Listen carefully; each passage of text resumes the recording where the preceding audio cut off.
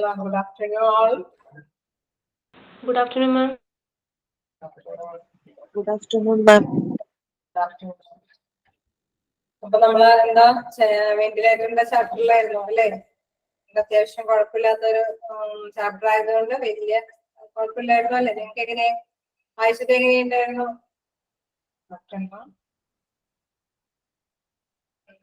നമ്മളെവിടെ വരിക ഇൻഫെക്ഷനും അതൊക്കെ ആയിട്ടുള്ള കുറച്ച് റിസ്കുകളെ കുറിച്ചിട്ടാണ് പഠിച്ചു നിർത്തിയത്.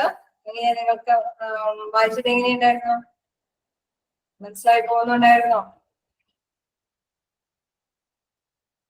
കണ്ടിന്യൂ എടുക്കാലോ, ക്ലാസ് കണ്ടിന്യൂ ചെയ്യട്ടെ. അപ്പൊ എന്താണ് നമ്മള് എക്സാം നെക്സ്റ്റ് മന്ത് ആണ്. എന്തായാലും നിങ്ങൾക്ക് ഡേറ്റ് ഒക്കെ അവിടെ കൃത്യമായിട്ട് അറിയിച്ചു തരും. എന്തായാലും എന്താ പറയണേ, ഞങ്ങൾക്ക് എന്താ പറയണേ ഈ ഓഗസ്റ്റ് ഏതായാലും നെക്സ്റ്റ് മന്ത് ആയിരിക്കും തോന്നുന്നത്. എന്തായാലും ടൈമിനുള്ളിൽ അത്രയും പേപ്പേഴ്സ് എടുത്ത് തീർക്കണമെന്ന് മസ്റ്റായിട്ട് ഇൻഫോർമേഷൻ തന്നിട്ടുണ്ട്. അപ്പൊ അതുകൊണ്ട് തന്നെ ഇത്തിരി സ്പീഡില് ഞങ്ങളും പോയിക്കൊണ്ടിരിക്കണേ. പക്ഷെ നിങ്ങൾക്ക് ക്ലിയർ ആയിട്ട് തന്നെ പോകാനായിട്ട് ഞങ്ങൾക്ക് ആഗ്രഹം. അതുകൊണ്ട് തന്നെയാ ചോദിക്കുന്നത്, ഇവിടെ വരെ എടുത്തിട്ട് നിങ്ങൾക്ക് വലിയ കുഴപ്പമില്ലാലോ അല്ലേ കണ്ടിന്യൂ ചെയ്യട്ടെ എന്ന് ചോദിക്കുന്നത്. എങ്കിലും എന്താ പറയണ ഓരോ ടീച്ചേഴ്സിനും അലോട്ട് ചെയ്തേക്കുന്ന പോർഷൻസ് എടുത്ത് തീരാനുണ്ട്. എനിക്കാണെങ്കിൽ ഈ ഒരു 2 ചാപ്റ്റർ കൂടെ എടുത്ത് തീർക്കാനുണ്ട്. നഴ്സിംഗ് അഡ്മിനിസ്ട്രേഷനും പിന്നെ ലേബറും 2 ചാപ്റ്ററും കൂടെ എടുത്ത് തീർക്കാനുണ്ട്. അപ്പൊ എങ്ങനെ നമുക്ക് കണ്ടിന്യൂ ചെയ്യാല്ലേ? എക്സാം ഡേറ്റ് ഒക്കെ എന്തായാലും നിങ്ങൾക്ക് ഇവിടെ നിന്ന് അറിയിക്കും. എന്തായാലും പഠിച്ചൊക്കെ വെച്ച് തുടങ്ങിയൊക്കെ അപ്പോ നമുക്ക് എന്താ കണ്ടിന്യൂ ചെയ്യാം.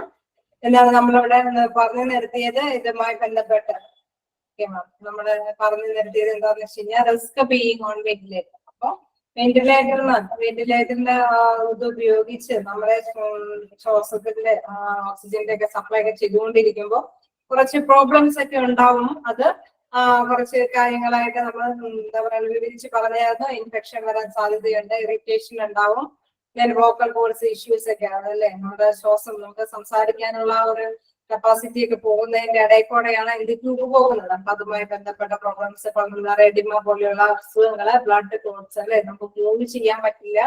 അങ്ങനെ ആയതുകൊണ്ട് തന്നെ മൂവ് ചെയ്യാൻ പറ്റാത്തത് ആയതുകൊണ്ട് തന്നെ ബ്ലഡ് സർക്കുലേഷൻ ഒക്കെ വളരെ ബുദ്ധിമുട്ടാണ്. അതുകൊണ്ട് തന്നെ ബ്ലഡ് ക്ലോട്ട്സ് അല്ലെ രക്തക്കട്ട പിടിക്കാനുള്ള സാധ്യതയൊക്കെ ഉണ്ട് എന്നുള്ള കാര്യങ്ങളൊക്കെയാണ് നമ്മൾ ഡിസ്കസ് ചെയ്തത് അല്ലെ. ഇത്രയും വരെ നമ്മൾ ഡിസ്കസ് ചെയ്തു അല്ലെ. നമുക്ക് കണ്ടിന്യൂ എടുക്കാലോ. സെഡേഷൻ റിലേറ്റഡ് ഡിമെൻഷ്യ, അതായത് നമ്മൾക്ക് ഇതുമായി ബന്ധപ്പെട്ട് നമുക്കറിയാം ഈ വ്യക്തി ഈ സംഭവം കുഴലിട്ടുകൊണ്ടൊക്കെയാണ് ശ്വാസം നടത്തുന്നതെങ്കിൽ അതുമായി ബന്ധപ്പെട്ട് നമ്മൾ നേരത്തെ കണ്ടു കുറെ പ്രോബ്ലംസ് ഒക്കെ വരാനായിട്ട് സാധ്യതയുണ്ട്. അതുകൊണ്ട് തന്നെ ഈ വ്യക്തികളെ നമ്മൾ പൊതുവെ എങ്ങനെയാണ് കൈകാര്യം ചെയ്ത് നോക്കാം. Sedation related dementia, this can be resulted by the sedative and many other medication provided to an individual who is on ventilator with breathing tube. Breathing ട്യൂബിലൂടെയാണ് ഇദ്ദേഹം പേഷ്യന്റ് ജീവിച്ചു പോകുന്നതെങ്കിൽ അദ്ദേഹത്തിന് അതോടൊപ്പം തന്നെ കുറെ സെഡേറ്റീവ് ആയിട്ടുള്ള മെഡിസിൻസ് ഒക്കെ അല്ലെ, ഉറക്കം മയക്കത്തിനുള്ള മെഡിസിൻസ് എല്ലാം കൊടുക്കും. അതേപോലെ തന്നെ എന്തെങ്കിലും മരുന്നുകളെല്ലാം പ്രൊവൈഡ് ചെയ്തുകൊണ്ടിരിക്കും. അപ്പൊ ഇതെല്ലാം എന്തിന് കാരണമാകാമെന്ന് പറയുന്നു? ഡിമെൻഷ്യ പോലെയുള്ള അസുഖങ്ങൾ വരാനായിട്ട്. ഈ മയക്കം എന്നുള്ളത് ഡിമെൻഷ്യ പോലുള്ള അല്ലെ, വെന്റിലേറ്റർ കുറെ നാൾ ഉപയോഗിച്ചതിന് ശേഷം ഈ വ്യക്തിയെ റിക്കവർ ചെയ്തെടുക്കുമ്പോൾ ഈ വ്യക്തിക്ക് എന്താണ് ചില ഇങ്ങനെ സാധാരണ രീതിയിലുള്ള ബ്രീത്തിങ് വരെയും എടുക്കാനുള്ള ഒരു നമ്മുടെ ബോഡി റിയാക്ട് ചെയ്യുന്നതൊന്നും റിയാക്ട് ചെയ്യാതെയാണ് സ്വമേധയ ശ്വസിക്കുന്നതിന് പകരം നമ്മൾ മെഷീനോട് കൂടി ശ്വസിക്കുന്നത്. അപ്പൊ ഈ വ്യക്തിക്ക് എന്താണ് സ്വമേധയ ചെയ്യേണ്ട കാര്യങ്ങളിലെല്ലാം കുറച്ച് എന്താ പറയുന്ന മറവി പോലെയുള്ള അസുഖങ്ങൾ വരാനുള്ള സാധ്യതയുണ്ട്.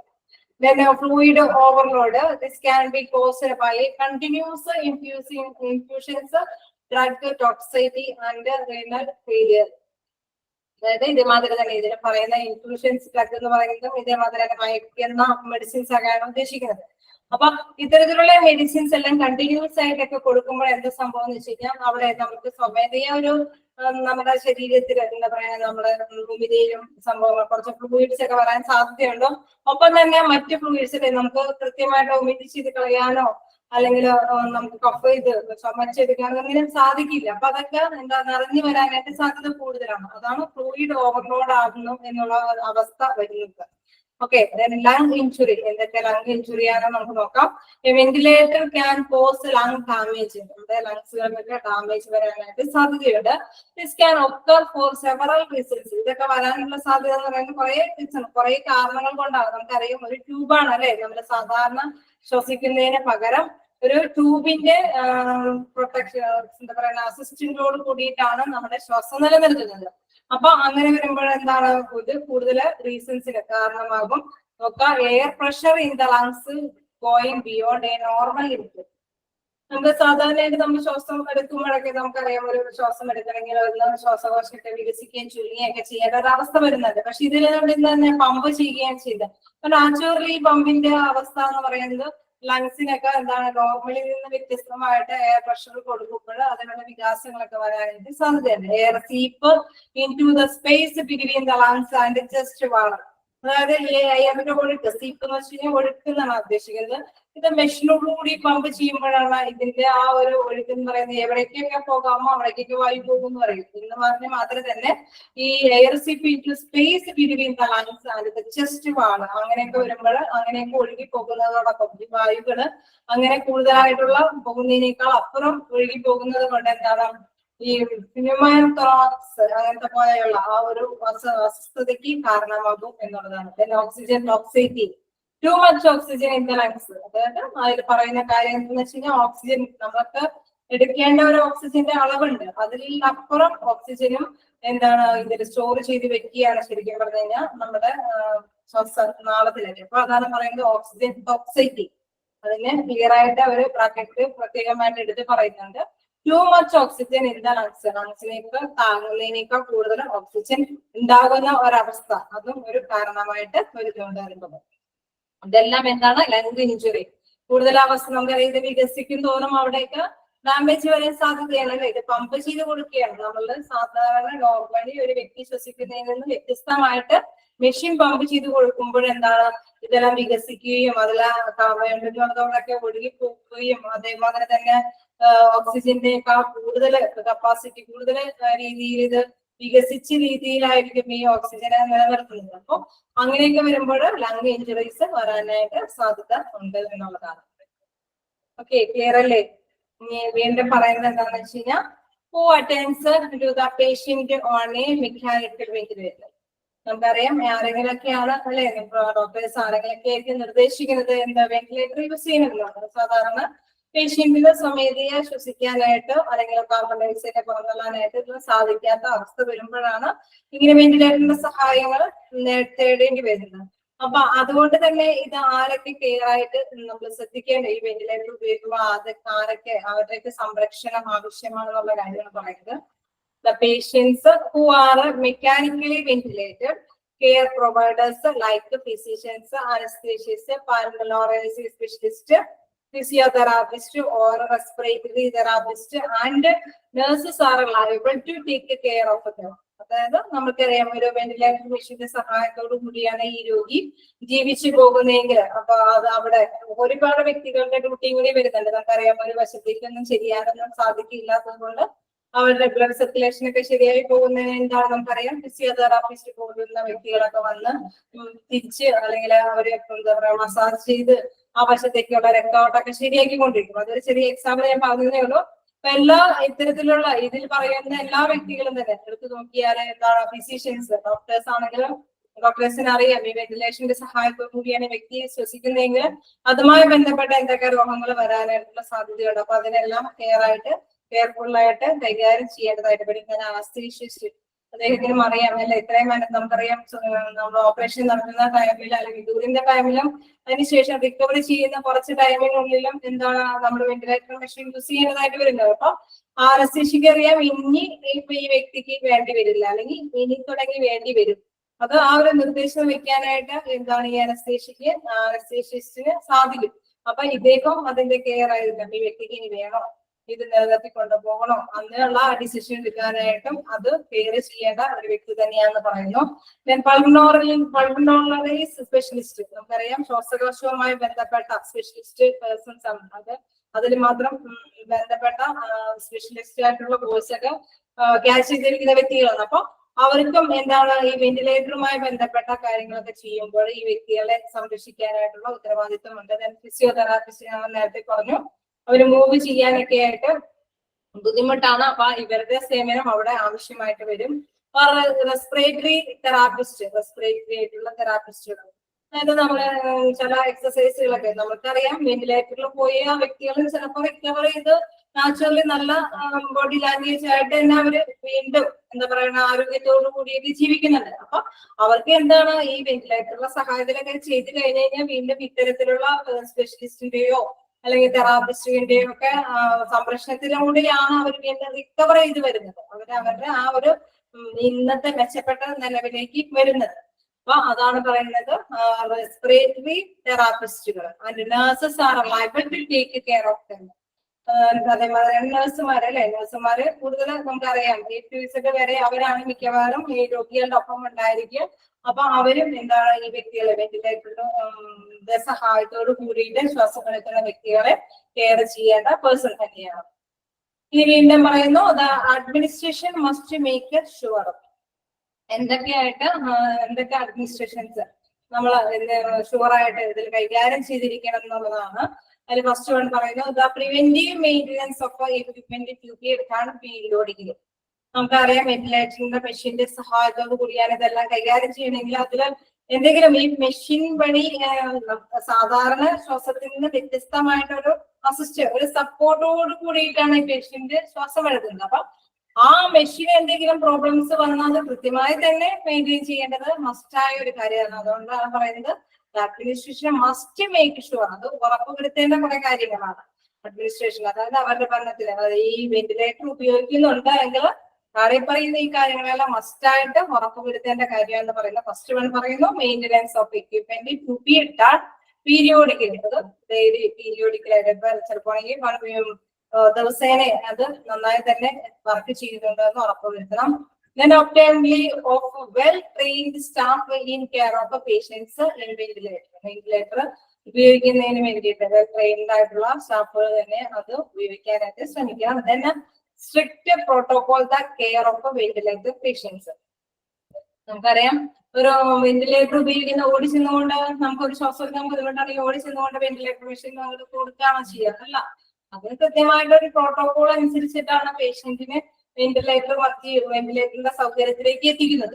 അപ്പൊ അതായത് അത് കൃത്യമായി തന്നെ ആദ്യം തന്നെ ഡോക്ടേഴ്സിന് മനസ്സിലാവും ഈ വ്യക്തിക്ക് ഇന്ന അസുഖങ്ങളാണ്, ഈ വ്യക്തിക്ക് വെന്റിലേറ്ററിന്റെ സഹായത്തോടു കൂടി മാത്രമേ ഇത് കൊടുക്കാൻ സാധിക്കുകയുള്ളൂ. അതേമാതിരി തന്നെ വെന്റിലേറ്ററിൽ കിടക്കുന്ന പേഷ്യൻസിനെ ഓടിപ്പോയി നമുക്ക് വിസിറ്റേഴ്സിനൊക്കെ സന്ദർശിക്കാനായിട്ട് സാധിക്കില്ല.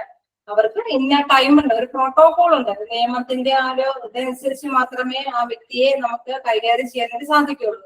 ഭക്ഷണങ്ങൾ നമുക്ക് ഇഷ്ടപ്പെടുന്ന ഭക്ഷണങ്ങൾ എല്ലാവർക്കും കൊടുക്കാൻ സാധിക്കില്ല. അവർക്ക് നമ്മൾ നേരത്തെ പഠിച്ചിരുന്നു ഈ ട്യൂബ് ഘടിപ്പിക്കുന്നത് കൊണ്ട് എന്താണ് അവർക്ക് ഭക്ഷണങ്ങളൊന്നും കഴിക്കാനായിട്ടോ അല്ലെങ്കിൽ നന്നായിട്ട് സംസാരിക്കാനായിട്ടോ അതേപോലെ തന്നെ എന്തെങ്കിലും പ്രത്യേകമായിട്ട് ഇവർക്ക് മൂവ് ചെയ്യാനായിട്ടോ സാധിക്കില്ല എന്ന് പറഞ്ഞു. അപ്പൊ അതേ പ്രോട്ടോകോൾ തന്നെ കൃത്യമായി തന്നെ അവിടെ കൈകാര്യം ചെയ്യേണ്ടതുണ്ട്.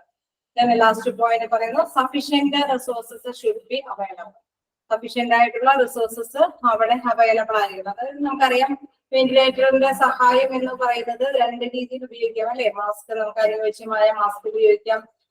അതല്ല ആ പേഷ്യന്റ് ഇത്തിരി കൂടി ക്രിട്ടിക്കലി പ്രോബ്ലം ഉള്ള പേഷ്യന്റ് ആണ് എങ്കിലാണ് നമ്മൾ ട്യൂബ് യൂസ് ചെയ്യുന്നത്. ഏതൊക്കെ രീതിയിൽ ഡോക്ടറിന് നിർദ്ദേശിക്കാൻ ത്രോട്ട് വഴിയാണോ ശ്വസനനാളം വഴി ഏത് രീതിയിലാണെന്ന് ഡോക്ടറിന് ഡിസൈഡ് ചെയ്യാനായിട്ട് സാധിക്കും. അപ്പൊ അതിനാവശ്യമായ സാധനങ്ങളെല്ലാം എന്ത് അവൈലബിൾ ആയിരിക്കണം അല്ലെ. നമുക്കൊന്ന് ചേഞ്ച് ചെയ്യണമെങ്കിലോ അല്ലെങ്കിൽ മാസ്ക് 2-3 ദിവസം കഴിയുമ്പോൾ അത് മാറ്റി വെക്കണമെങ്കിലോ അതിനാവശ്യമായിട്ടുള്ള ആ ഒരു സംഭവം അല്ലെ, ആ ഒരു എക്യുപ്മെന്റ് അവിടെ മസ്റ്റായിട്ട് ഉണ്ടായിരിക്കണം എന്നുള്ളത്. Sufficient resources should be available. Okay, അപ്പൊ നമ്മുടെ വെന്റിലേറ്ററിന്റെ ഈ ഒരു ചാപ്റ്റർ നമുക്ക് അവസാനിക്കുകയാണ്. ഇതിനടുത്ത് നിങ്ങൾക്ക് എന്തെങ്കിലും ഡൗട്ട് ഉണ്ടെങ്കിൽ ചോദിക്കാം. ഓക്കെ,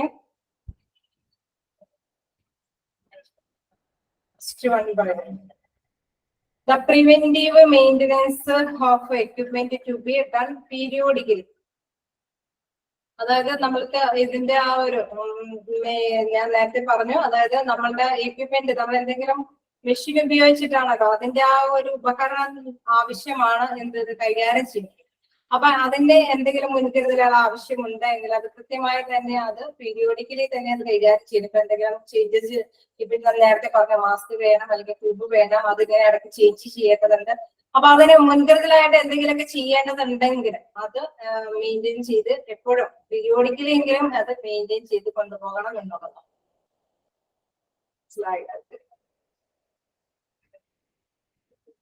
എങ്കിലും കുറച്ച് പോയിന്റ്സ് ഞാൻ ഇത് എടുത്തുള്ളൂ. അതായത് നമ്മൾ നേരത്തെ വരെ വലിയ കുഴപ്പമില്ലാതെ റെജ് ചെയ്ത് വെച്ചത് കാരണം നമുക്ക് ഈ ലാസ്റ്റ് ഭാഗം മാത്രമേ എടുക്കേണ്ടേ വന്നുള്ളൂ. പിന്നെ ഈ പാഠത്തിൽ കുറച്ച് ക്വസ്റ്റ്യൻസ് ആണ് നമുക്ക് എഴുതേണ്ടത് അല്ലേ. അത് ഭയങ്കരമായിട്ടുള്ള പാഠം വലിയ കുഴപ്പമില്ലാത്ത പാഠമായതുകൊണ്ട് തന്നെ നിങ്ങൾക്ക് ക്വസ്റ്റ്യൻസ് പെട്ടെന്ന് ക്ലിയർ ചെയ്യാൻ പറ്റുന്നതാണ്. ചോദിക്കുന്ന ക്വസ്റ്റ്യൻസിന് ആൻസർ പറയാനായിട്ട് സാധിക്കും. വലിയ പ്രശ്നമില്ലാതെ പാടണം. പിന്നെ ആകെ ഒരു ഇച്ചിരി ബുദ്ധിമുട്ടായിട്ട് എനിക്ക് തോന്നിയത് കുറച്ച് നമ്മുടെ ഇത് അല്ലെ, നമ്മുടെ അസുഖങ്ങളുടെ പേര് അത് കുറച്ച് നമുക്ക് മനസ്സിലാക്കി വെക്കാൻ മാത്രം ഉണ്ടായിരുന്നുള്ളൂ. ബാക്കിയെല്ലാം നമ്മള് ദൈനംദിന ജീവിതത്തിൽ അറിയുന്ന കുറച്ച് കാര്യങ്ങളാണ്. വെന്റിലേറ്ററിലാക്കി എന്നൊക്കെ പറയുന്നത് നമുക്ക് അറിയാവുന്നതാണ്. ഇതാണ് അവിടെ ചെയ്യുന്നത് അല്ലെ. വെന്റിലേറ്ററിന്റെ മെഷീന്റെ സഹായം എന്ന് പറഞ്ഞു കഴിഞ്ഞാൽ ഓക്സിജൻ കൊടുക്കുന്ന ഒരു സപ്പോർട്ട് മാത്രമേ അവിടെ ചെയ്യുന്നുള്ളൂ. ഒരിക്കലും രോഗം ഭേദമാക്കുന്ന ഒരു കാര്യമല്ല. പക്ഷെ രോഗം ഭേദമാക്കുന്ന മരുന്നുകൾ അതിന് അവരുമായിട്ട് പൊരുത്തപ്പെട്ട് വന്നവരെ എന്താണ് ഈ ശ്വാസത്തിനെ ഒരു സപ്പോർട്ട് ചെയ്യുന്ന ഒരു എക്യുപ്മെന്റ് ആണ് എന്ത് വെന്റിലേറ്റർ എന്നുള്ള കാര്യം ഓർത്ത് വെക്കുക. അതാണ് ഈ ചാപ്റ്ററിൽ നമ്മൾ മനസ്സിലാക്കേണ്ടത്. അത് ഏതൊക്കെ രീതിയിലൂടെ കൊടുക്കുന്നു, അതേമാതിരി തന്നെ അതുമായി ബന്ധപ്പെട്ട് അത് ഘടിപ്പിക്കുകയാണെങ്കിൽ എന്തൊക്കെ മോണിറ്റർ ചെയ്യേണ്ടതുണ്ട്, പിന്നെന്താണ് എന്തെങ്കിലും ഇതുമായി ബന്ധപ്പെട്ട് എന്തൊക്കെ ബെനിഫിറ്റ്സ് ആണുള്ളത്, ഒപ്പം തന്നെ റിസ്കുകൾ. നമ്മൾ കൂടുതലും കണ്ടത് റിസ്കുകളാണ് അല്ലെ. ഏറ്റവും വെന്റിലേറ്റർ മെഷീൻ ഉപയോഗിക്കുമ്പോൾ കൂടുതലും റിസ്കുകളാണ് വരുന്നതെന്നാണ് മനസ്സിലാക്കിയത്. സാധാരണ നോർമലി ഒരു വ്യക്തി ശ്വാസം വലിച്ചെടുക്കുക എന്ന് പറയുന്നത് അവന്റെ ഏറ്റവും പ്രധാനപ്പെട്ട ഒരു ഹെൽത്തിന്റെ ഏറ്റവും നല്ല ഇമ്പോർട്ടന്റ് ആയിട്ടുള്ള കാര്യമാണ്. അത് ഏതെങ്കിലും മെഷീനെ ഡിപ്പെൻഡ് ചെയ്യുകയാണെങ്കിൽ ഇച്ചിരി കൂടി വീക്കാണ് എന്നുള്ളതിന്റെ ആ ഒരു കാര്യമാണ് അതിൽ മനസ്സിലാക്കുന്നത്. അപ്പൊ അതുമായി ബന്ധപ്പെട്ട കുറച്ച് റിസ്കുകൾ നമ്മൾ പഠിച്ചു. പിന്നെ അവസാനമായിട്ടും ആരൊക്കെയാണ് ഇത് നിർദ്ദേശിക്കാനായിട്ട് സാധിക്കുന്നത്, ആരൊക്കെ ഇത്ര കെയർ ചെയ്യണം, പിന്നെ ലാസ്റ്റില് നമ്മൾ എന്താ പറയുന്നത് എന്തൊക്കെ ഉറപ്പ് വരുന്നത് ഇത് യൂസ് ചെയ്യുന്നുണ്ടെങ്കിൽ എന്തൊക്കെ കാര്യങ്ങളും നമ്മൾ ഫസ്റ്റ് ആയിട്ട് ഫോളോ ചെയ്യുന്നത് അല്ലെ, എന്തൊക്കെ പ്രോട്ടോകോള് നമ്മൾ പാലിക്കേണ്ടതുണ്ട്, നമുക്ക് അഞ്ച് കാര്യങ്ങളാണ് അവസാനത്തിൽ മനസ്സിലാക്കിയത്. ഓക്കെ, എന്തെങ്കിലും ഡൗട്ടുകൾ ഉണ്ടെങ്കിൽ ചോദിക്കാം, അല്ലെങ്കിൽ നമുക്ക് എന്താണ് ഇതിന്റെ ക്വസ്റ്റ്യൻസ് ചെയ്താൽ.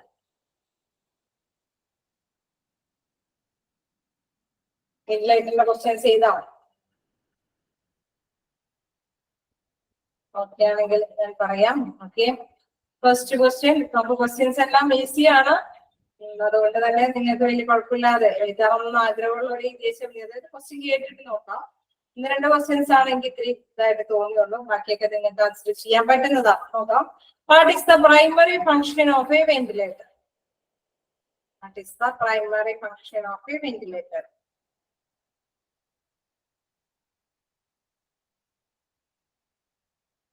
What is the primary function of a ventilator?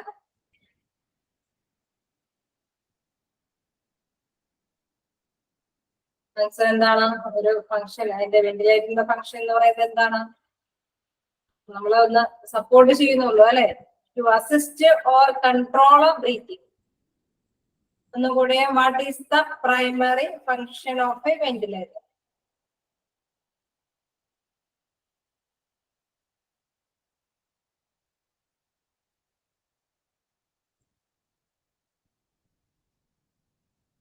Is the primary function of the ventilator? Answer: to assist or control breathing.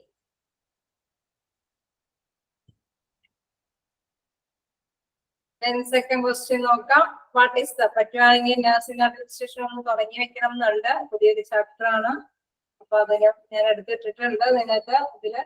അപ്പോ എന്താ പറയാ, നമുക്ക് ആ നെക്സ്റ്റ് ചാപ്റ്റർ ഒന്ന് തുടങ്ങി വെക്കാം. അപ്പൊ ക്വസ്റ്റ്യൻസ് എഴുതി കഴിഞ്ഞാൽ നമുക്ക് നോക്കാം എന്താണ് അതിൽ പറയുന്നത്. Next question, what is the purpose of the, ഇതിന്റെ answer to assist or control breathing. What is the primary function of a ventilator ആണ് ചോദ്യം. എന്താണ് answer? To assist or control breathing. നമുക്ക് അസിസ്റ്റ് ചെയ്യാൻ അല്ലെങ്കിൽ കൺട്രോൾ ചെയ്യാം, ബ്രീത്തിങ്ങിനെ കൺട്രോൾ ചെയ്യുക എന്നുള്ള പ്രൈമറി ഫംഗ്ഷൻ ആണ് വെന്റിലേറ്ററിന്റെ ഫംഗ്ഷൻ.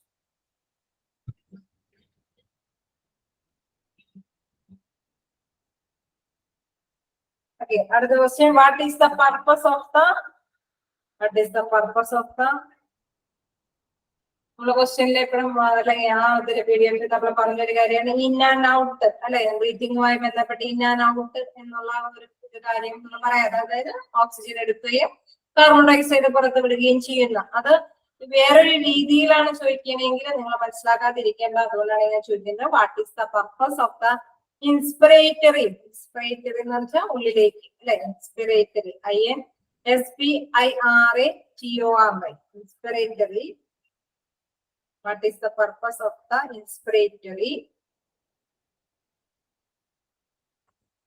-2 TO വീണ്ടും expiratory expiratory EXPIRATORY expiratory. What is the purpose of the inspiratory?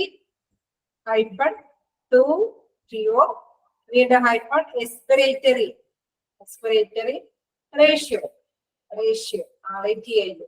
അതായത് നമുക്കറിയാം അല്ലെ, നമ്മുടെ വെന്റിലേറ്ററിന്റെ പ്രധാനപ്പെട്ട കാര്യം മതിയായ അളവിലുള്ള ഓക്സിജൻ എടുക്കുകയും കാർബൺ ഡയോക്സൈഡ് പുറത്തുവിടുകയും ചെയ്യുന്ന ഒരവസ്ഥ. നമുക്ക് ഒരുപക്ഷെ രോഗിക്ക് ചിലപ്പോൾ മതിയായ അളവിലുള്ള ഓക്സിജനെ വലിച്ചെടുക്കാൻ കാർബൺ ഡയോക്സൈഡിനെ പുറന്തള്ളാൻ സാധിക്കാത്ത ഒരവസ്ഥ ഉണ്ടാകാം. അപ്പോഴാണ് ഈ വെന്റിലേറ്റർ മെഷീൻ യൂസ് ചെയ്യുന്നത്.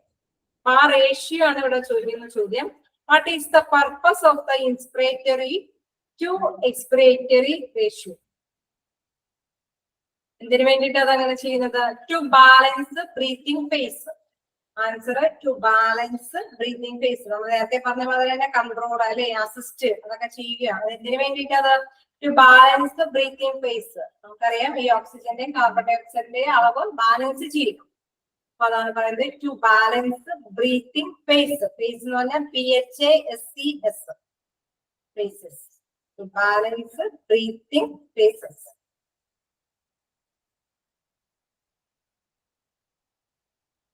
What is the purpose of the inspiratory -2 with expiratory ratio? Answer to balance breathing phases. PHASES.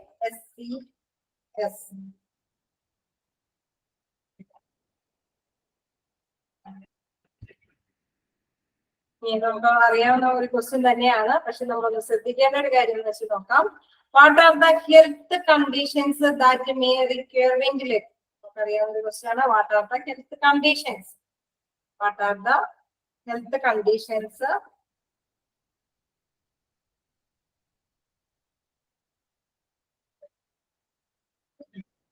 What are the health conditions that may require ventilator?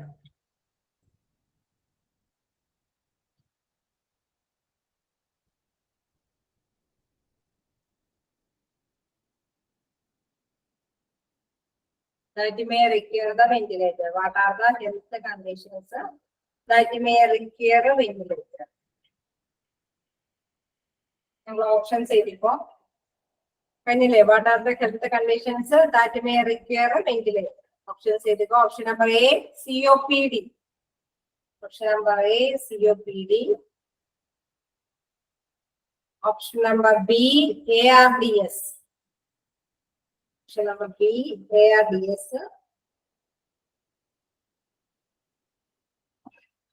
Then option number C, loss of consciousness. Loss of consciousness.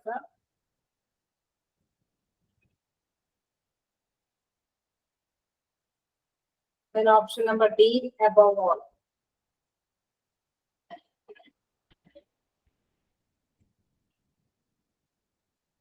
Answer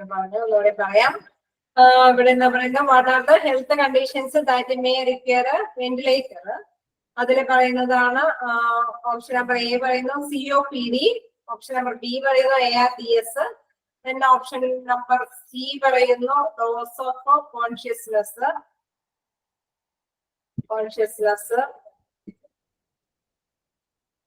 then last one പറയുന്നു D പറയുന്നു above all. അതായത് ഈ ക്വസ്റ്റ്യനിൽ നിങ്ങൾക്ക് അറിയാം, നിങ്ങൾക്ക് ഇത്തരത്തിലുള്ള അസുഖങ്ങൾ വന്നു കഴിഞ്ഞാലാണ് പൊതുവെ നമ്മൾ വെന്റിലേറ്റർ യൂസ് ചെയ്തത് അല്ലേ, ഏതൊക്കെ കണ്ടീഷൻസാണ്.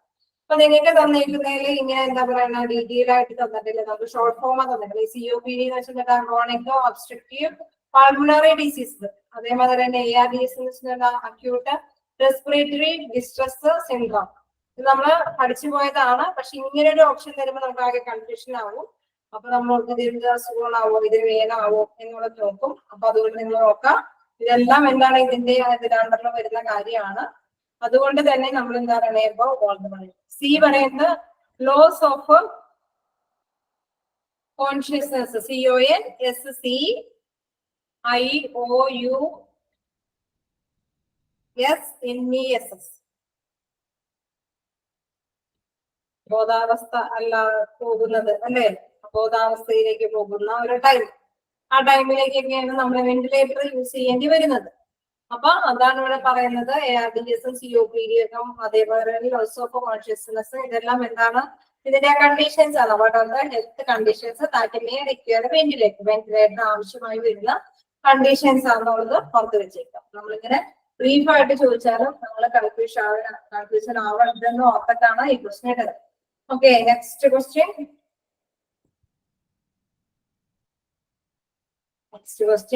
What are the monitoring conditions needed for? What are the monitoring conditions needed for the time of ventilator? What are the monitoring conditions needed for the time of ventilator?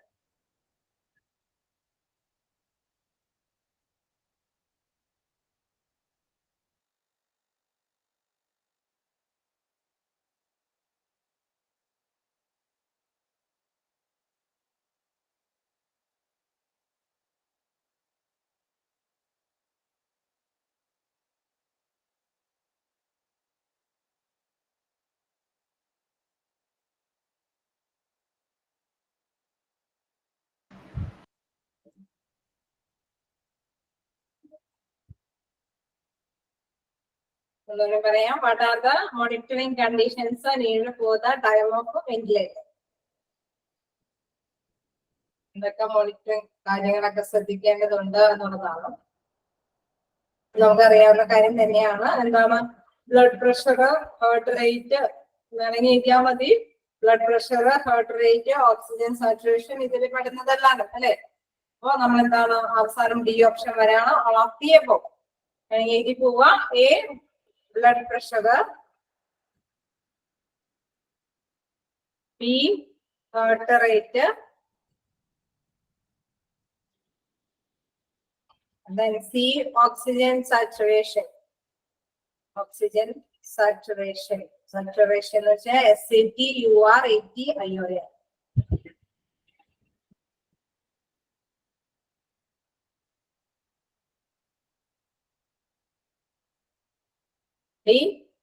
എന്തായിരിക്കും answer? എന്തായിരിക്കും?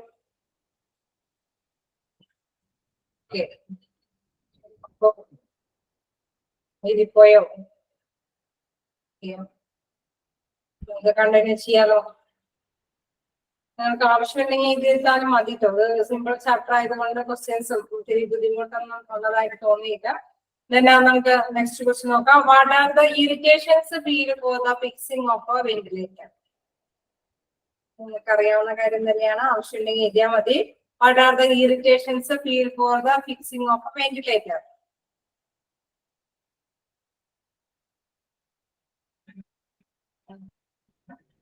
എന്തൊക്കെ irritations ആണ് ഉണ്ടാകുന്നത്?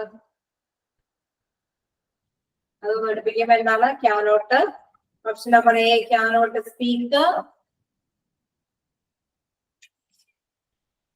Option number following question. What are the irritations feel for the fixing of ventilator? What are the irritations feel for the fixing of ventilator? Okay, cannot eat. Option number A cannot eat. Cannot speak. Option number cannot be or cannot speak.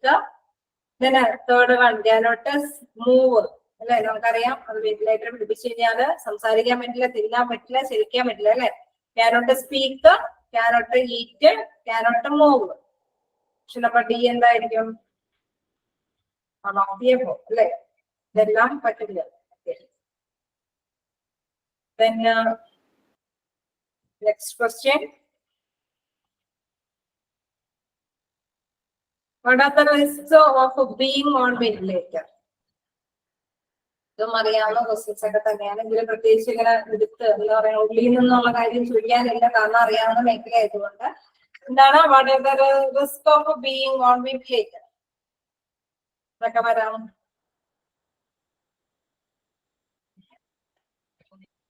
നമ്മള് അവസാനം ഇതിൽ പഠിച്ചതൊക്കെയാണ്. എന്താണ് infection വരാം.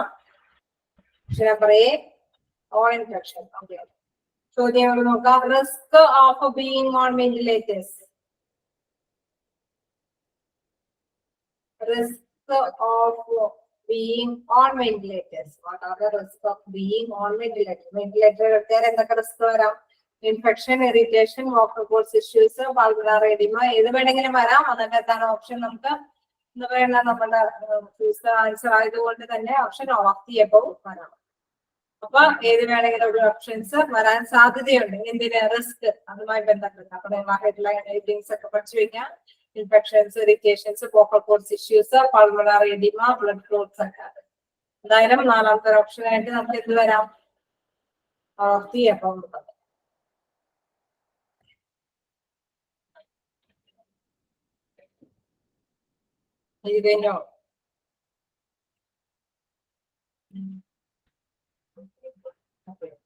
Then next question, what are the methods for pushing oxygen into the lungs?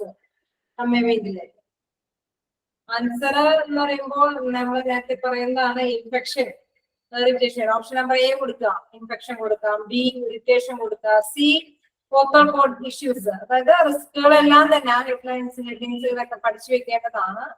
Infection, irritation, vocal cord issues. Fourth option എന്താന്ന് ചോദിച്ചു കഴിഞ്ഞാൽ എന്താണ്? All of the. Next question, what are the methods four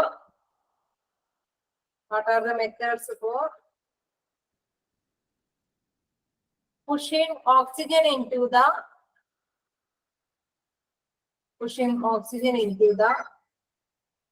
lungs from a ventilator?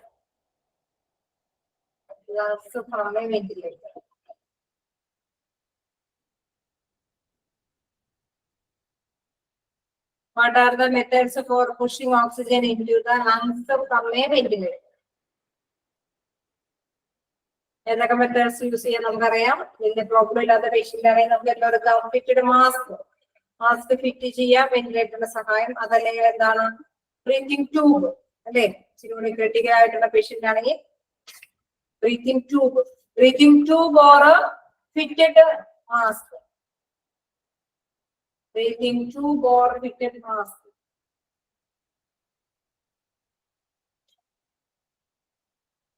Tube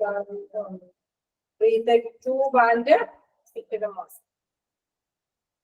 ഇതിന് വലിയ ഇല്ലാത്ത problem ഇല്ലാത്ത questions ആയതുകൊണ്ട് last question എഴുതിക്കോ. In surgery time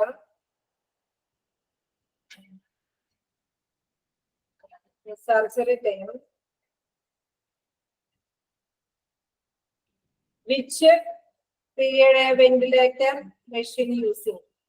In surgery time,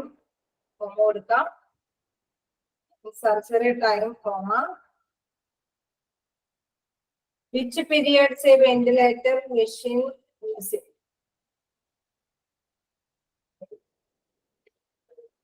Surgery time, which periods a ventilator machine using? നമ്മൾ operation തിയേറ്ററിലൂടെയും പഠിക്കുന്നതാണ്. ഏതൊക്കെ ടൈമിലാണ് സർജറിയില് വെന്റിലേഷൻ കൊടുക്കുന്നത്? നിങ്ങൾ തന്നെ പറഞ്ഞു മെസ്സേജ് അയക്കൂ. ഓപ്പറേഷൻ തിയേറ്ററിലൊക്കെ പഠിച്ച കാര്യമാണ്. വെന്റിലേറ്റർ മെഷീൻ എപ്പോഴാണ് യൂസ് ചെയ്യുന്നത്, എപ്പോഴൊക്കെയാണ്?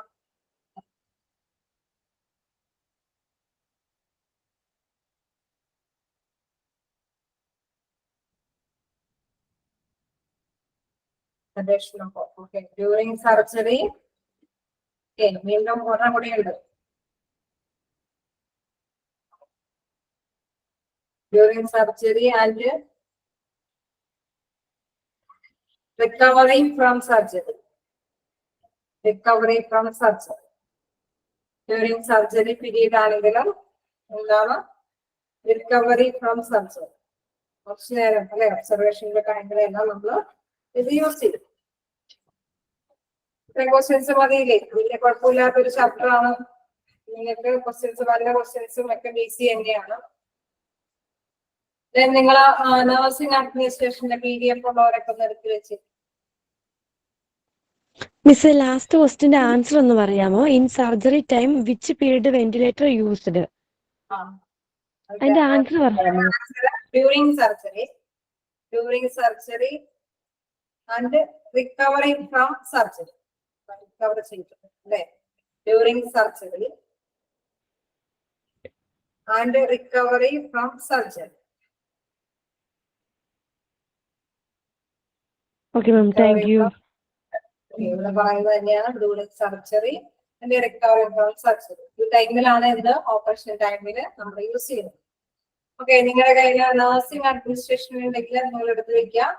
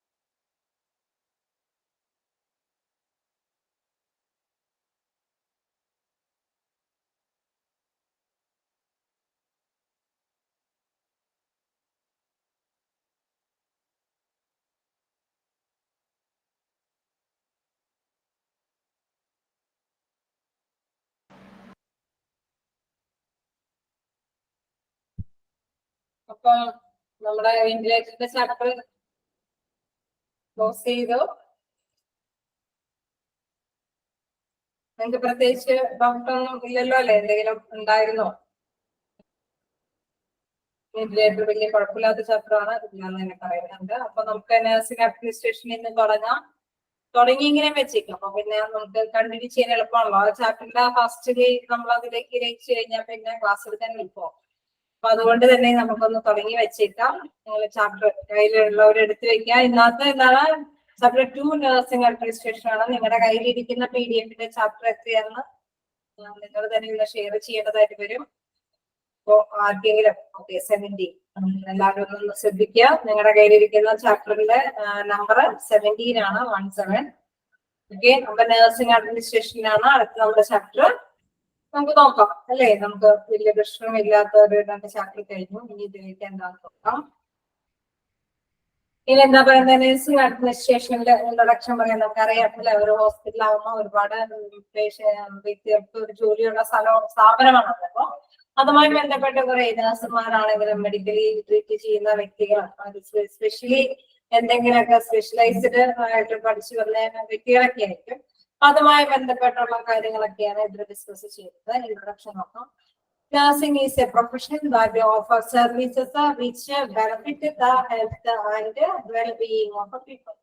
Nursing എന്ന് പറയുന്ന ഒരു പ്രൊഫഷൻ അല്ലെ? തൊഴിലാണ്. നമുക്കറിയാം ഇന്നത്തെ കാലത്ത് ഏറ്റവും കൂടുതൽ ഇമ്പോർട്ടന്റ് ആയിട്ടുള്ള ഒരു തൊഴിലാണ് എന്താ നഴ്സിംഗ് ഫീൽഡ്. പക്ഷെ നമുക്കറിയാം അതോടൊപ്പം തന്നെ നമ്മള് പഠിക്കുന്നതോടൊപ്പം തന്നെ നമുക്ക് അതിൽ ഒരു സർവീസ് മൈൻഡും കൂടി ആഗ്രഹം ഉണ്ടായിരിക്കണം. മറ്റുള്ളവരെ ശുശ്രൂഷിക്കാനുള്ള ഒരു മൈൻഡും കൂടി ഉണ്ടായാൽ മാത്രമേ അത് നമ്മൾ എന്താ പറയുക സാറ്റിസ്ഫൈഡോട് കൂടി സംതൃപ്തിയോട് കൂടിയിട്ട് ആ ജോലി നമുക്ക് തുറന്നുകൊണ്ടാനായിട്ട് സാധിക്കുമല്ലോ. നഴ്സിംഗ് ഈസ് എ പ്രൊഫഷൻ, ഒരു പ്രൊഫഷനാണ്. ദാറ്റ് ഓഫേഴ്സ് സർവീസസ് എന്ന് വെച്ചാൽ സേവനങ്ങൾ which benefit the health and the well-being of people. ജനങ്ങളുടെ ആരോഗ്യത്തിന് വേണ്ടിയിട്ട് അല്ലെങ്കിൽ നല്ല നടപ്പിന് വേണ്ടിയിട്ടുള്ള സേവനങ്ങളാണ് ഈ nursing പ്രൊഫഷനിൽ പ്രധാനമായിട്ടുമുള്ളത്. Nursing administration is a leadership position in a specific health care environment.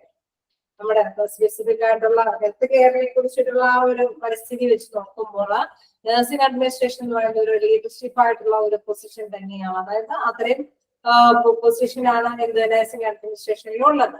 The definition of administration refers to the collection of people who are in charge of making and applying laws and norms, or those in leadership position who come for an important task such as staffing process. അതായത് നമ്മൾ ഇതിൽ പറയുന്നത് എന്താണെന്ന് വെച്ചാൽ ഒരു administration, നമ്മൾക്ക് ഒരു അഡ്മിനിസ്ട്രേഷനിലൂടെ അഡ്മിനിസ്ട്രേഷനിലൂടെ വഴിയാണ് എന്താണ് തൊഴിലുകളെല്ലാം അലോട്ട് ചെയ്യുന്നത് അല്ലെ. ഒരു സ്ഥാപനത്തിന്റെ ആദ്യം അഡ്മിനിസ്ട്രേറ്റീവ് പൊസിഷനിൽ ഇരിക്കുന്നവരാണ് നമ്മള് ഇന്റർവ്യൂവിന് നമ്മള് വ്യക്തികളെ വിളിക്കുന്നതും ഒപ്പം തന്നെ സ്റ്റാഫ് സെലക്ട് ചെയ്യുന്നതും അപ്പോയിന്റ്മെന്റ് ചെയ്യുന്നതും ട്രെയിനിങ് ചെയ്യുന്നതെല്ലാം. അപ്പൊ ഈ അഡ്മിനിസ്ട്രേഷൻ എന്ന് പറയുന്നതില് റെഫർ ചെയ്യുന്നത് എന്താണെന്ന് വെച്ചാൽ collection of people who are in charge of making applying law and norms of those in a leadership position who come for important tasks such as. അതായത് താഴെ പറയുന്ന കാര്യങ്ങൾ കൂടി നിങ്ങൾക്ക് ക്ലിയർ ഔട്ട് ചെയ്താലാണ് ഇതിന്റെ ആ ഒരു ഡെഫിനിഷന്റെ മീനിങ്ങിലേക്ക് എത്താനായിട്ട് സാധിക്കും. അപ്പൊ നമുക്ക് നോക്കാം സ്റ്റാഫിംഗ് പ്രോസസ് ഒക്കെ എന്താക്കും ഇതിൽ പറയുന്നത് എന്താന്ന് നോക്കാം. Staffing means the continuous process of searching, choosing, analysing and creating working relationship with present or future employee. ഇതിൽ പറയുന്നത് എന്താണെന്ന് വെച്ച് കഴിഞ്ഞാൽ സ്റ്റാഫിംഗ് എന്ന് പറയുന്നത് കണ്ടിന്യൂസ് ആയിട്ടുള്ള പ്രവർത്തനം, അത് തുറന്നുകൊണ്ടിരിക്കുന്ന പ്രവർത്തനമാണ്. എന്തിനു വേണ്ടിയിട്ടുള്ളത്? സെർച്ചിങ്, അന്വേഷണത്തിന് വേണ്ടിയിട്ട്. ഇതിന്റെയൊക്കെ അന്വേഷണം നോക്കാം. അല്ലെങ്കിൽ ചൂസിങ്, അതായത് ഏത് വ്യക്തിയെയാണ് നമ്മൾ എടുക്കേണ്ടത്, ഏത് വ്യക്തിക്ക് വേണ്ടിയാണ് നമ്മൾ അന്വേഷിക്കേണ്ടത്. ഇപ്പൊ നമുക്കറിയാം ഹോസ്പിറ്റലിലെ ഒരു വിങ്ങില്, ഒരു ഡിപ്പാർട്ട്മെന്റില് ഒരു തൊഴിൽ ആവശ്യമുണ്ട്. അപ്പൊ അവിടെ ഏത് തരത്തിലുള്ള വ്യക്തിയെയാണ് നമ്മൾ അപ്പോയിന്റ്മെന്റ് ചെയ്യേണ്ടത്? ഇപ്പൊ കിട്ടിയിരിക്കുന്ന അപ്പോയിന്റ്മെന്റ്സിൽ ഏത് വ്യക്തിയാണ് ചൂസ് ചെയ്യേണ്ട അപ്പോയിന്റ് ചെയ്യുന്നത്, അതായത് തെരഞ്ഞെടുത്ത അപ്പോയിന്റ് ചെയ്യുന്നത്. അതേപോലെ തന്നെ അനലൈസ് ചെയ്യുന്നത്. ഇപ്പൊ ഈ വ്യക്തിക്ക് ഉണ്ടായിരിക്കുന്ന കുറെ ഗുണങ്ങള് ഒരിക്കലും ഒരു പക്ഷേ നമുക്ക് എന്താ പറയുക, നമ്മുടെ അക്കാദമിക് ആയിട്ടുള്ള ക്വാളിഫിക്കേഷനും ഒപ്പം തന്നെ ഈ വ്യക്തിയെ നേരിട്ട് പേഴ്സണലി നമ്മൾ ഇന്റർവ്യൂ ചെയ്യുമ്പോൾ ഈ വ്യക്തി ഏബിൾ ആണോ, അല്ലെ ചിലർക്ക് അക്കാദമിക്ക് നല്ല റിസൾട്ട് ആയിരിക്കും, പക്ഷെ സർവീസ് മേഖല അവർക്കില്ല എങ്കിൽ ഹോസ്പിറ്റലിലെ ഫീൽഡിൽ വർക്ക് ചെയ്യാനൊക്കെ എവിടെ ബുദ്ധിമുട്ടായിരിക്കും അല്ലെ. അപ്പൊ മാനേജ്മെന്റ് വിചാരിക്കുന്ന തരത്തിലുള്ള റിസൾട്ട് ക്യാച്ച് ചെയ്യാനായിട്ട് സാധിക്കാതെ വരും. അപ്പൊ അങ്ങനെ analysing and creating working relationship with present or future employees. നിലവില് അല്ലെങ്കിൽ ഭാവിയിൽ വരാൻ നേക്കുന്ന പോസ്റ്റുകൾ അല്ലെ, അതിലേക്കൊക്കെ വേണ്ടിയിട്ട് ഒരു നല്ല അനലൈസിങ്ങും ഒരു നല്ല ചൂസിങ്ങും ഒരു നല്ല സെർച്ചിങ്, അതായത് ഇതിന്റെ മീനിങ് എന്ന് വെച്ച് കഴിഞ്ഞാൽ സെർച്ചിങ് അന്വേഷിക്കുക, ചൂസിങ് തിരഞ്ഞെടുക്കുക, അനലൈസിങ് വിശകലനം ചെയ്യുക, ആൻഡ് ക്രിയേറ്റീവ് സൃഷ്ടിക്കുക. എന്ത് working relationship with present or future employees. ആ എംപ്ലോയീസിനോടൊപ്പം തന്നെ ഇത്തരത്തിലുള്ള നല്ല റിലേഷൻഷിപ്പ് സൃഷ്ടിക്കേണ്ട ഒരു അവസ്ഥയാണ് എന്ത് സ്റ്റാഫിംഗ് എന്നതിന് പെടുന്നത്. ഇനി സ്റ്റാഫിംഗ് പ്രോസസ്സിലേക്ക് നോക്കാം. സ്റ്റാഫിംഗ് പ്രോസസ് എന്ന് പറയുന്നത് എന്താണ്? involves a manpower planning to have the right person in the right position. That means the staffing process consists of identifying the type and amount of nursing care needed by the patient and selecting and appointing personnel from the obtainable applicants. നമുക്കറിയാം കുറെ applications നമ്മളിപ്പോ എന്തെങ്കിലും ഒരു പോസ്റ്റിലേക്ക് vacancy അഡ്മിനിസ്ട്രേഷനിൽ നിന്ന് അവരുടെ ആ ഒരു ഭരണമായ തീരുമാനങ്ങളൊക്കെ എടുക്കാവുന്ന വ്യക്തികളെ മാനേജ്മെന്റ് തലത്തിൽ ഒരു പോസ്റ്റിംഗ് ഓർഡർ വന്നു കഴിഞ്ഞാൽ എന്താണ്, അവര് ആദ്യം തന്നെ ആപ്ലിക്കേഷൻസ് സ്വീകരിക്കും. പിന്നെ അവരെന്ത് ചെയ്യും, അത് ഇതിലെ ഏറ്റവും നല്ലത് ഏതാണെന്ന് നമ്മൾ സെലക്ട് ചെയ്യും. അതോടൊപ്പം തന്നെ അവരെന്താണ് ഇന്റർവ്യൂവിന് വിളിക്കും. അതിനുശേഷമാണ് അവർ അപ്പോയിന്റ്മെന്റ് ചെയ്യുന്നത്. അപ്പൊ ഇതിൽ സ്റ്റാഫിംഗ് പ്രോസസ്സിൽ പറയുന്ന ഒരു കാര്യം എന്താണെന്ന് വെച്ച് കഴിഞ്ഞാൽ ഇൻവോൾവ്സ് മാൻ പവർ പ്ലാനിങ്. മനുഷ്യന്റെ ആ ഒരു വ്യക്തിയുടെ പ്ലാനിങ്ങുകളാണ് പ്രധാനമായിട്ടും മുൻകൂട്ടി കാണുന്ന ഒരു കാര്യമാണ്. To have the right person, right എന്ന് വെച്ചാൽ കറക്റ്റ് ആയിട്ടുള്ള പേഴ്സൺ ആണോ ഇൻ ദ റൈറ്റ് പൊസിഷൻ, അവരെ കൊണ്ടുവന്ന് നിയമിക്കാൻ പോകുന്നത് റൈറ്റ് പൊസിഷനിലാണോ, അതായത് അവർക്ക് കൊടുക്കാൻ പോകുന്ന ജോലി എന്ന് പറയുന്നത് റൈറ്റ് ആയിട്ടുള്ള പൊസിഷനിലാണോ, അതായത് റൈറ്റ് പേഴ്സൺ ആണ്. നമ്മൾ അതിനെ തിരിച്ചു മറിച്ചും ആലോചിച്ചാൽ മതി. ഇപ്പൊ ഒരു നമുക്ക് എക്സാമ്പിൾ, ഇപ്പൊ നമുക്ക് ഒരു ക്യാൻസർ സെന്ററിൽ ഒരു ഫ്രണ്ട് ഓഫീസിൽ ഇരിക്കുന്ന വ്യക്തിക്ക് ഉണ്ടായിരുന്ന ഗുണങ്ങളായിരിക്കില്ല ചിലപ്പോ അവിടുത്തെ ക്ലിനിക്കിൽ ഇരിക്കുന്ന അല്ലെ അവിടെ പരിശീലിക്കേണ്ട ഒരു മേഖലകളിലേക്ക് വേണ്ടി വരുന്നത്. അപ്പൊ അവരുടെ വ്യത്യസ്ത ക്വാളിഫിക്കേഷനാണ്. ആ ക്വാളിഫിക്കേഷൻ മാത്രമല്ല ആ വ്യക്തിക്ക് അത് ഹാൻഡിൽ ചെയ്യാനുള്ള പേഴ്സണാലിറ്റി നല്ലൊരു കഴിവും അല്ലെങ്കിൽ നല്ല എക്സ്പീരിയൻസും ഒക്കെ ഉണ്ടോ എന്ന് ചെക്ക് ചെയ്യും. അതുകൊണ്ട് തന്നെയാണ് ഇവിടെ പറയുന്നത് right person in the right position. Correct ആയിട്ടുള്ള പൊസിഷനിൽ കറക്റ്റ് ആയിട്ടുള്ള പേഴ്സണെയാണോ നമ്മൾ അപ്പോയിന്റ്മെന്റ് ചെയ്യാനായിട്ട് പ്ലാൻ ചെയ്യുന്നത് എന്നുള്ള പ്രവർത്തനമാണ് ഇതിൽ പ്രധാനമായിട്ടും ഇൻവോൾവ് ചെയ്യുന്നത്.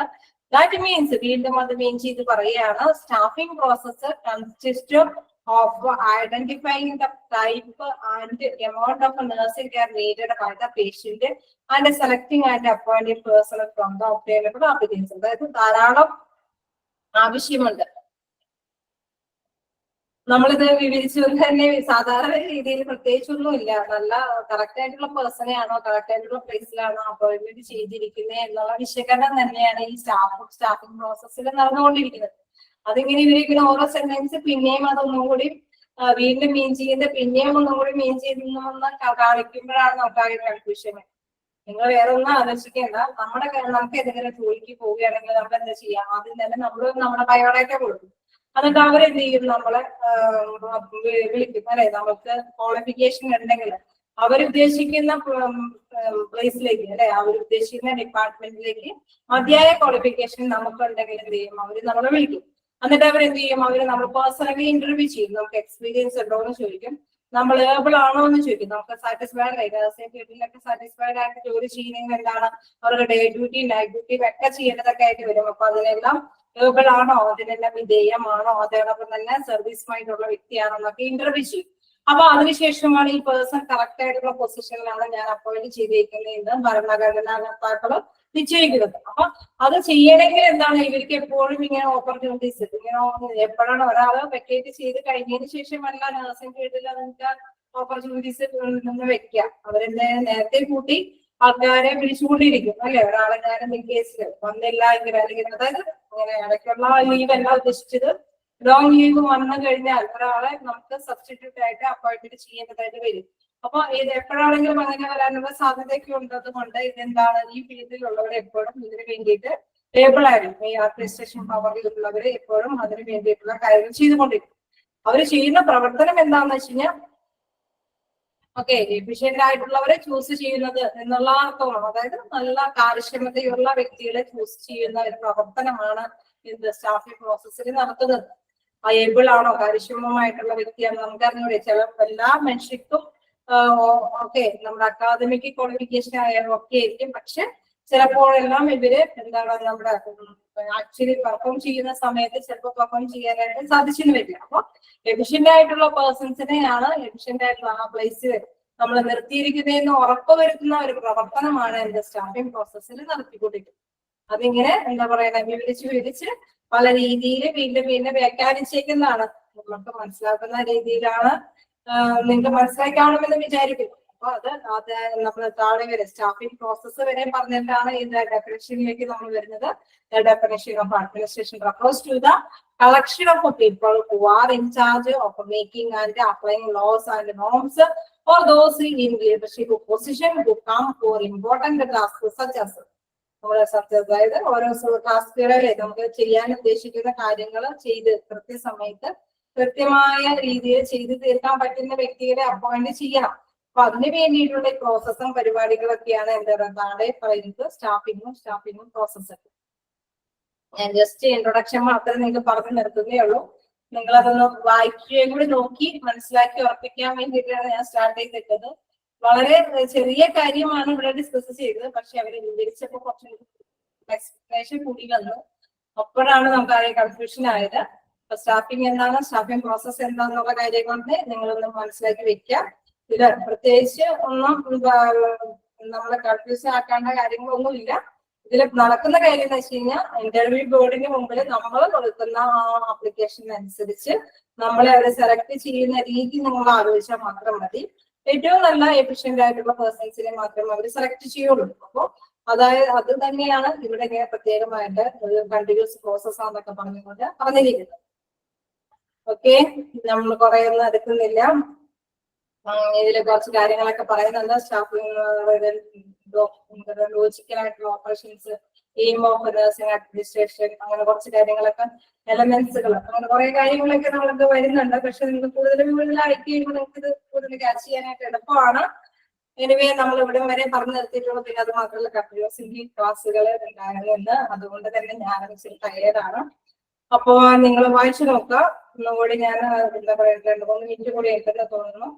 നിങ്ങളൊന്ന് വായിച്ചു നോക്കിയിട്ട് ഒന്നുകൂടി നിങ്ങളുടെ ഡൗട്ട് ക്ലിയർ ചെയ്യാം.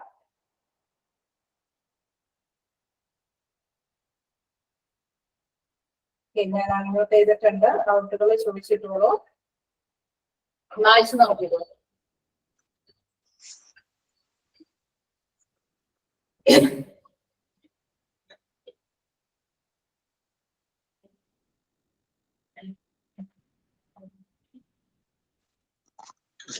മാം, ഹലോ മാം. പറഞ്ഞോളൂ. മാം, ഇപ്പോ നമുക്ക് ഫസ്റ്റ് എക്സാം വരുന്നുണ്ടല്ലോ, അന്നേരം അതില് ജസ്റ്റ് നമുക്ക് കുറച്ച് മാർക്കറ്റോ കുറവാണെങ്കിലോ? എനിക്കങ്ങനെ ക്ലിയർ ആയിട്ട് കേൾക്കുന്നില്ല കേട്ടോ. ഒന്നുകൂടെ ക്ലിയർ ചെയ്തിട്ട് പറയൂ. ഇപ്പൊ കേൾക്കാവോ? കേൾക്കാം. അതായത് നമുക്കിപ്പോ എക്സാം അടുത്ത് വരുന്നുണ്ടല്ലോ, അതില് നമുക്ക് എന്തെങ്കിലും മാർക്ക് പോകുന്നുണ്ട്. കുറഞ്ഞിട്ടുണ്ടെങ്കിലോ അങ്ങനെ എന്തെങ്കിലും? എനിക്ക് പറഞ്ഞു വരുമ്പോ എനിക്ക് ക്ലിയർ ആവുന്നുണ്ട്. പക്ഷെ ഇടയ്ക്ക് എവിടെയോ ശ്രദ്ധിച്ച് കേൾക്കാൻ പറ്റുന്നില്ല. ഒന്നും കൂടി നെറ്റിന്റെ പ്രോബ്ലം ആണെന്ന് അറിയില്ല. ഒന്നുകൂടി ഒന്ന് ചോദിച്ചു നോക്കൂ. എക്സാംസ് അടുത്ത് വരുന്നുണ്ട്. ഓക്കെ. അതെ, അതില് കുട്ടി കുറച്ച് കുറഞ്ഞിട്ടുണ്ടെങ്കിൽ എന്തെങ്കിലും പ്രശ്നമാവോ? മാർക്കുമായി ബന്ധപ്പെട്ടുള്ള പ്രോബ്ലംസ് ആണ് എന്നോട് ചോദിക്കണമെങ്കിൽ എനിക്കത് കൃത്യമായിട്ട് നിങ്ങൾക്ക് പറയാൻ പറ്റില്ല. പക്ഷെ വേറെ പ്രത്യേകിച്ചൊന്നും ഇല്ല. ഇത് ഈ എക്സാംസിന്റെ മാർക്കല്ല നമ്മൾ ബേസ് ചെയ്യുന്നത്. നമുക്ക് ഇനിയും, അതായത് ഇത് വെറുതെ ജസ്റ്റ് ഒന്ന് നിങ്ങളെ പ്രാക്ടീസ് ചെയ്യുന്ന ഒരു പ്രവർത്തനമാണ് മാത്രമാണ് നടക്കുന്നത്.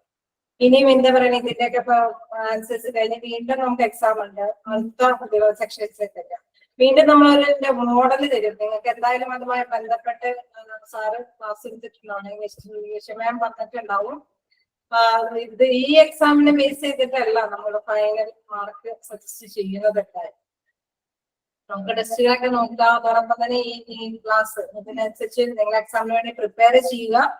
വീണ്ടും നിങ്ങൾക്ക് ലാസ്റ്റ് ഒരു മോഡൽ എക്സാം ഒക്കെ ഉണ്ടാവും. പിന്നെയാണ് ഫൈനൽ എക്സാം ഒക്കെ വരുന്നത്. അതുകൊണ്ട് നിങ്ങൾ അതിനെ കുറിച്ച് പറയാനുള്ള കാര്യമില്ല. പക്ഷെ പഠിക്കേണ്ടത് കാര്യം പഠിച്ചു വെക്കാം. കാരണം എല്ലാം കൂടി ഒന്നിച്ച് ബേർഡൻ ആവാതിരിക്കാൻ വേണ്ടിയിട്ടാണ് ഞാൻ സെപ്പറേറ്റ് പരീക്ഷ നടത്തി വിടുന്നത്. അതിനുശേഷം നമുക്ക് അങ്ങനെയാണ്. എന്തെങ്കിലും ഇതുമായി ബന്ധപ്പെട്ട ഡൗട്ടുകൾ ഉണ്ടെങ്കിൽ തീർച്ചയായിട്ടും എന്നിൽ നിന്ന് കിട്ടുന്ന അറിവിനേക്കാളും നിങ്ങൾക്ക് ഏറ്റവും സാറ്റിസ്ഫൈഡ് ആയിട്ടുള്ള മറുപടി കിട്ടുന്നത് നിങ്ങളുടെ മാനേജ്മെന്റ് തരത്തിലാണ്. നിങ്ങൾ നേരത്തെ ഫോൺ നമ്പേഴ്സ് നിങ്ങൾക്ക് തന്നിട്ടുണ്ടാവും. അവരുമായിട്ട് കോണ്ടാക്ട് ചെയ്യുന്നതായിരിക്കും. എന്തെങ്കിലും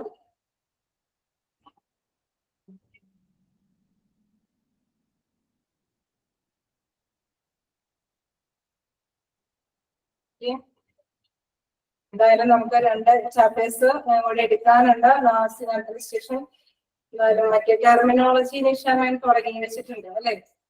ടെർമിനോളജി ക്ലാസ് തുടങ്ങിയിരുന്നോ?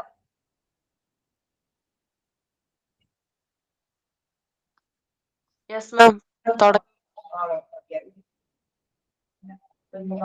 എല്ലാവർക്കും ലാസ്റ്റ് അല്ലെ? ഇതിന്റെ ലാസ്റ്റ് പോർഷൻസ് ഒക്കെ ആയിട്ടുണ്ടോ? 2 ചാപ്റ്റേഴ്സ് ഒക്കെ എല്ലാ ടീച്ചേഴ്സിനും കാണുള്ളൂ. അപ്പോഴേക്കും അത് കഴിയുമ്പോഴേക്കും നിങ്ങൾക്ക് എക്സാമിന്റെ ടൈം ആവും. അപ്പൊ നിങ്ങൾക്ക് ഒന്ന് ജസ്റ്റ് ഒന്ന് ഒരുങ്ങി വെച്ചേക്കുക. എക്സാമിൽ എന്തായാലും മാർക്കുകൾ ഉണ്ടാവും. പറഞ്ഞോളൂ.